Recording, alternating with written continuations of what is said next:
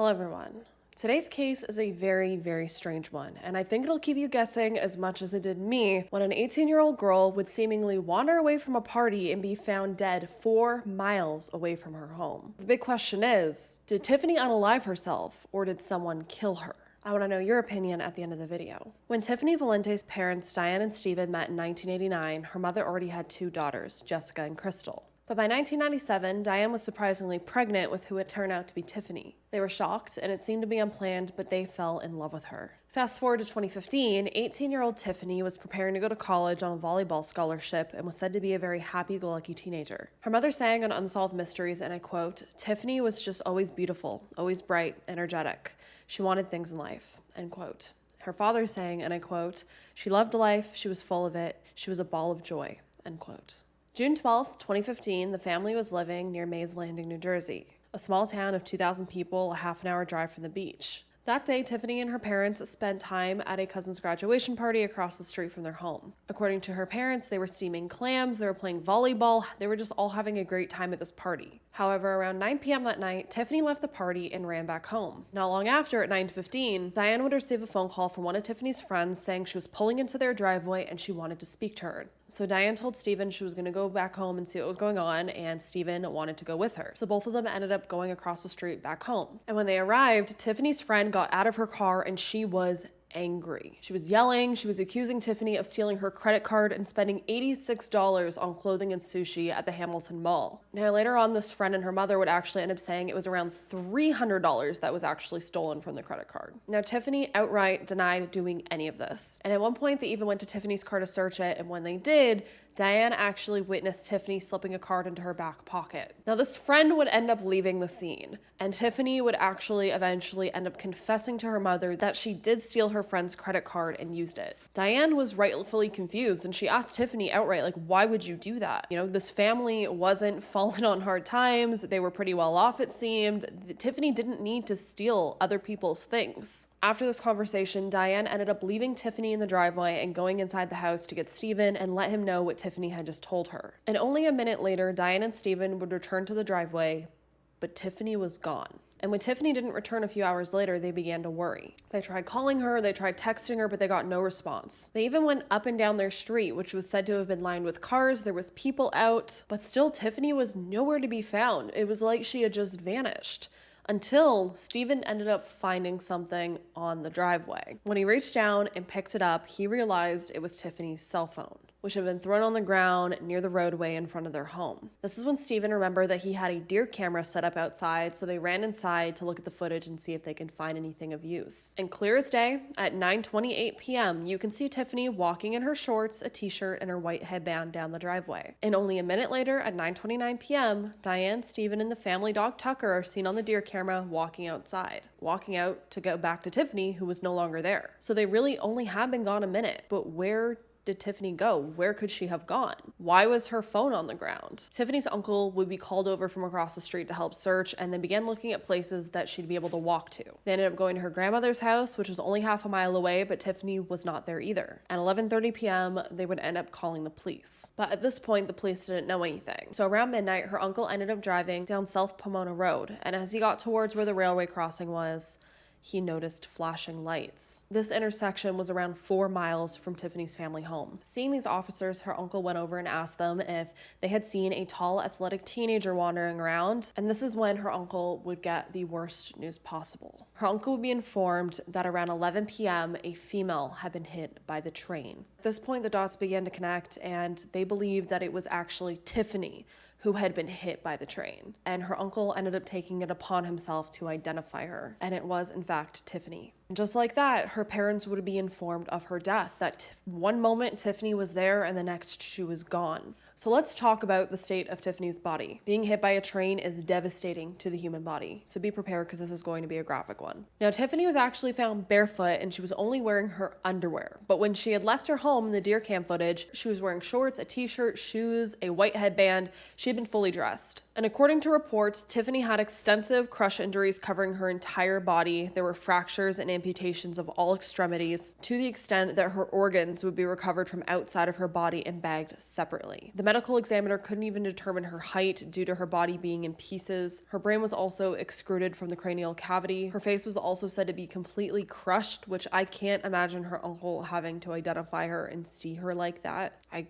can't imagine the trauma. Overall, this was just a horrific scene. I also think it's important to note that her toxicology showed she had no drugs or alcohol in her system. And to the family's horror, only a day later, Tiffany's death would be ruled an unaliving. And right off the bat, Tiffany's death would only be investigated by the transit authorities because it fell on their grounds. Documents from the transit authorities' investigation reading, and I quote, "Trespasser jumped in front of the train in an apparent unaliving around MP 45, end quote, which was the mile marker 45. Now, over the years, Tiffany's family has been very adamant that she would not unalive herself. They pressed the fact that she was not depressed, that she was happy, and they 100% believe that foul play was involved. Tiffany's cousin adding that she showed no signs of stress the last day he had seen her, which was just hours before her death. Tiffany was said to have been making plans. She had plans to go to college. She actually had plans the very next morning to hang out with friends. She even had plans to play softball the following Wednesday. And PIs that covered Tiffany's death would say that the scene by the tracks was never treated as a crime scene. They claimed the investigation was rushed and the idea of murder was never considered. Now keep in mind, the local authorities did not investigate this. This was 100%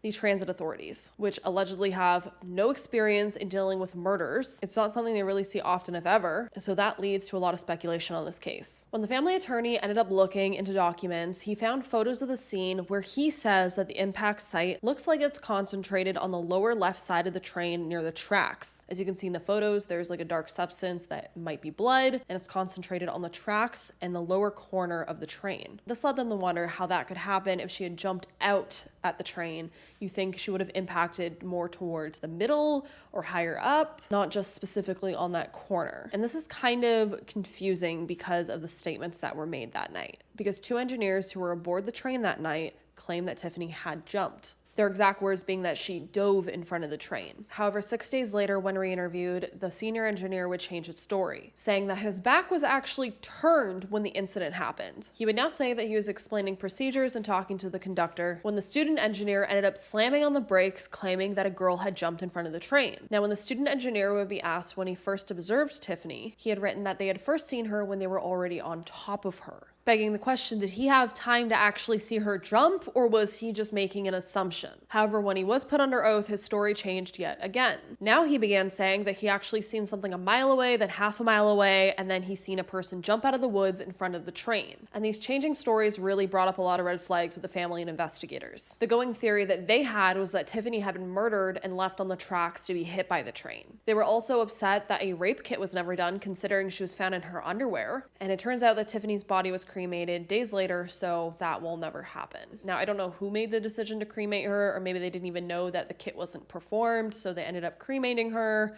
and then they found out afterwards, but either way, we will never know. And a big question that there seems to be is, why would Tiffany walk so far down those tracks from the main road before jumping? And the biggest question I have is, why was she only in her underwear? Where did her clothing go? Why would she even take her clothing off? Because according to the initial investigation, no clothing was found on the scene, and her shoes were also nowhere to be found. After the initial investigation was closed, her uncle and his father ended up going to the tracks where Tiffany had died and trying to see if there was anything that they could find there, if there was any items they could collect. And they actually ended up finding some very interesting things. They ended up finding pieces of her jaw along with skull pieces that still had hair on them, which I think is very disrespectful that they leave pieces of her like that there. I mean, her being hit by the train, she basically kind of exploded, it seems like, but you think they would do a better job just making sure all of that stuff was cleaned up. But they also ended up finding the bracelet she was wearing the night she was killed. Either way, it's just awful that the family had to go do this, and they found stuff like this that was still there. In my opinion, the transit authorities just weren't equipped to deal with something like this. By the end of it, though, her uncle and his father couldn't find any of her clothing. They still couldn't find her shoes, which was kind of like the main things I think they were kind of going to look for. But they couldn't find any of that. That stuff was still missing. Would you think her clothing would be there if she had taken it off and then jumped, or if she was in it and it kind of came off? Because her bracelet was found, there was other things around her still found, her underwear was still on her. You think that those items would have been around that area. but they weren't. And it wouldn't be until 2 weeks later that her mother Diane would end up finding some interesting evidence a couple miles from where Tiffany was hit. Along the side of Tilton Road, Tiffany's shoes, along with her headband, would be found among the leaves. And as I said, these items were found about 2 miles from where Tiffany was struck and only about a mile away from her home.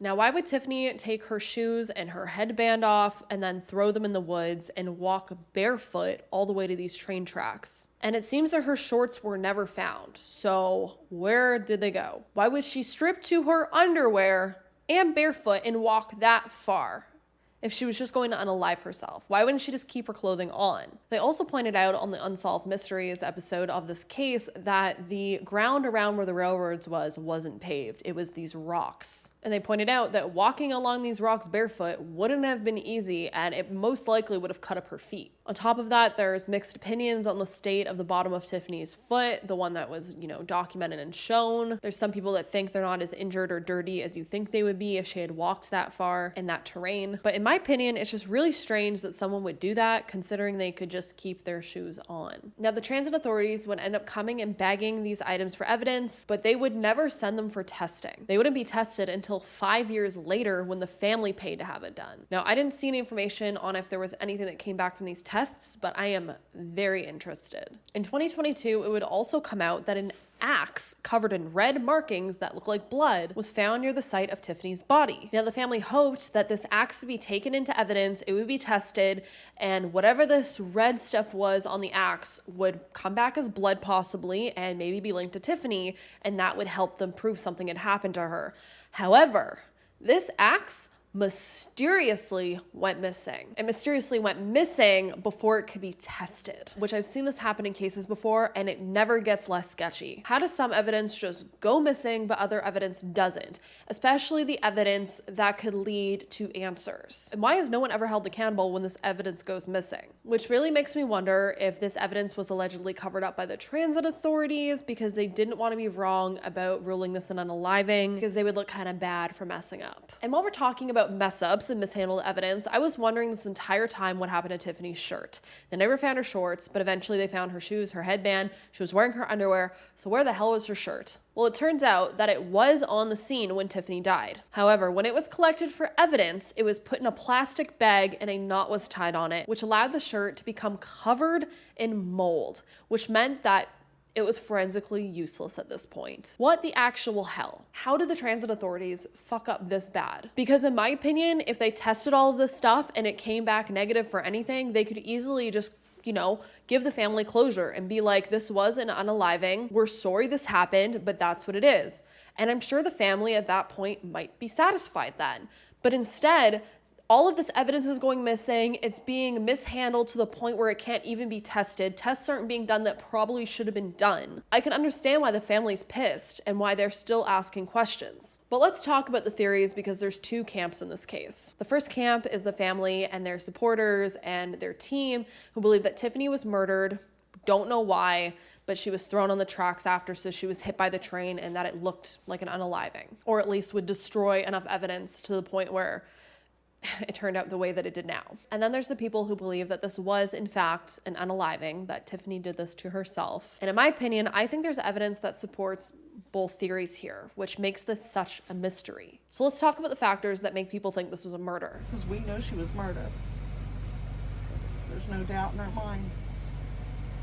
Even more so, in the 5 years, we even know even more with what evidence we've had that somebody did something to her. Now, some people use this fact to support that Tiffany had unalived herself. However, I did find answers for this, which makes me put it towards more of the camp of people thinking this was a murder. So Tiffany had a girlfriend from Philadelphia, and it turns out that they broke up around the time of her death. Now, as I said, this has been used for both arguments because the family has said that it was a mutual breakup, and according to Tiffany's text messages that they could see, Tiffany was actually already talking to a whole nother girl. So basically they were saying that Tiffany had no hard feelings, she was already moved on. Now, others speculate that she was depressed about this breakup, which, added on to everything else we'll talk about, and that is why she went and unalived herself. On June 11th, the day before Tiffany died, she tweeted, and I quote, "Dude, I probably shouldn't be, but I'm kind of content right now." end quote. Which has led supporters of the murder theory to say that, see, she was in a great mood. She wouldn't have done that. And the Unsolved Mysteries episode actually really plays on the murder theory. They don't really talk about the unaliving supporting facts at all. The family and their PI actually believe that you can see headlights in the deer camera footage and believe Tiffany got into a vehicle at the end of the driveway. Their theory goes that they thought she could trust the person, meaning she must have known them to some capacity. But this person turned on her, took her phone, threw it out the window, which is why it was found at the end of the driveway, and from there they drove off with her. That, combined with the strange places that her clothing was found, the idea of her walking that far barefoot for no reason not making sense, her shorts still being missing till this day, and her dying in her underwear, have led the family to believe that something really bad happened to Tiffany that night. The idea that she was essayed has been brought up. Usually, if someone is left in their underwear naked, it's a humiliation technique. But again, no rape kit was ever performed, so we will never know. The area around where Tiffany died was also covered in abandoned land and some woods. There was also a highway nearby, which would cause a lot of noise, so that leads a lot of people to believe that even if Tiffany had screamed, no one would have heard her. As I mentioned earlier, a dark pool of what looks like blood was found at the initial point of impact on the tracks. That leads people to believe that Tiffany could have been bleeding on the tracks before she was hit and dismembered by the train. The question begging, if Tiffany had jumped in front of the train, why were her arms and legs completely cut off unless she was laying across the tracks? Now, I don't know much about trains and what they can do to people, so I can't really speak on this, but if you have any information on that, I want to know how you feel about it down below. But basically, they're saying that she was laid across the tracks and the train ran over her, and that's why all of her limbs were taken off. But let's also keep in mind that an axe was found nearby that was collected that had red marks all over it that people speculate was blood, and it mysteriously disappeared before it could be tested. It begs the question, could this axe have been used to dismember her? But between Tiffany's body not being tested, a rape kit not being done, none of her clothes being tested, the scene was never secured, no testing was done anywhere around the scene. We also have to keep in mind, in 24 hours, they ruled it an unaliving without doing any investigation, really. It makes people really wonder what happened here. Could this be a cover-up? It's really confusing. Now, there's also this story that was spoken about on the Unsolved Mysteries episode of a convenience store worker who had overheard 3 of their employees talking about Tiffany's death. One of these individuals alleged that he had been at Tiffany's cousin's party that night, he had seen Tiffany there, and claims that Tiffany was picked up by 2 female individuals and a male individual, and that Tiffany knew these people. He allegedly said that these people took Tiffany to the train tracks, stripped her, held her at gunpoint, and humiliated her. Now, these 3 workers would end up being interviewed in 2017, but each one of them denied saying anything. So really, we have no leads with anything, which kind of sucks. That's the thing with this case. There's evidence, but there's no evidence. But as cheery as the family describes Tiffany, there were actually some things going on in her life that I think are worth talking about. And these are the points that people use for the theory that she unalived herself. Allegedly, certain people did report in interviews that Tiffany wasn't as happy as she was being portrayed, and that she was actually hiding how sad she really was. I also read that a couple of Tiffany's friends told detectives that she had self-harmed before, cutting her wrists and legs on 2 separate occasions. Now keep in mind, this is alleged. Another friend allegedly said on the night of Tiffany's death, she sent her a cryptic message that read, and I quote, "Just answer yes or no, should I do it?" end quote. And then we have the fact that Tiffany was stealing money. Now, for a girl who was living at home, who wasn't, quote unquote poor, there really should be no reason that Tiffany was stealing money. It's not like she needed it. Now, I also want to keep in mind that I actually seen a TikTok today, which isn't really factual, so keep that in mind. But it was a string of people talking about upper middle class girls who steal things, saying that upper middle class girls are actually the stereotype of who will steal. So I'll play that for you now. Say this once and then I will say it a fucking again, but upper middle class teenage white girls are some of the biggest kleptos around. And I will never forget when I was in college, I was taking a consumer behavior class and I was talking about how when I go into a store, sometimes even if I don't want anything, I'll buy something so that I don't walk out empty-handed and look like I stole something. And my professor said, "Don't worry, Alyssa, I don't think that you exactly fit the profile of who they're looking for." Like, babe, I hate to be the one to tell you this, but I am the profile. To a T, I am the fucking profile. Why do you think there's so many cameras in the makeup sections at Walmart and Target? Right? It's not because a bunch of black men are going hitting licks on all the blush palettes. Victoria's Secret, may as well be called Five Finger Discount. At this point, they should just rebrand. Like, I transferred schools when I was in high school and I joined the cheer squad, and these girls invited me out shopping with them. So I was trying to impress them. I'm trying to make new friends. So I spent like over $80 on underwear. And as soon as we walked out of the store, they were like, hey, can we see your bag for a sec? And then just unloaded underwear from their pockets. I'm talking each girl must have had like 20 pairs of underwear that they stole from, and I was pretty innocent, so this scared the shit out of me. But then I started seeing it everywhere. Like, I am the profile, babe. It's me. I'm the profile. So could Tiffany have just been doing it for the thrill or to get attention? I definitely think she could have been, and it might not have anything to do with, you know, wanting to unalive herself. But there definitely was something going on there. But we do have to keep in mind that it is a fact that Tiffany was stealing. It's not like an alleged rumor. She admitted to her mother the night of her death that she had stolen her friend's credit card. But it gets worse than that, because according to a civil deposition transcription obtained by the Daily Beast, Tiffany had actually stolen money from her parents' bank account a few months before her death. So she was stealing from multiple different people. But despite this, her mother ended up defending Tiffany in front of her friend. And then we have the CPS calls, which I think are the most important to talk about. According to medical records obtained, CPS visited the family's home on 3 separate occasions in 2014, just months before Tiffany died. This occurred after one of Tiffany's teachers noticed bruising on her arm that seemed inconsistent with a sports-related injury, meaning that there was speculation from teachers that Tiffany was being abused at home. Now, allegedly, Diane admitted to have punched Tiffany in the arm during an argument, and both were actually placed in therapy on CPS's recommendation. It's also noted that therapists were satisfied that Tiffany and Diane had a stable relationship despite having some serious trouble communicating, and Tiffany apparently lashing out at her parents by stealing from them. However, it was noted by a therapist that Tiffany was not depressed nor thinking about unaliving herself. Now, to support the idea that Tiffany did not get into a vehicle and walked there herself,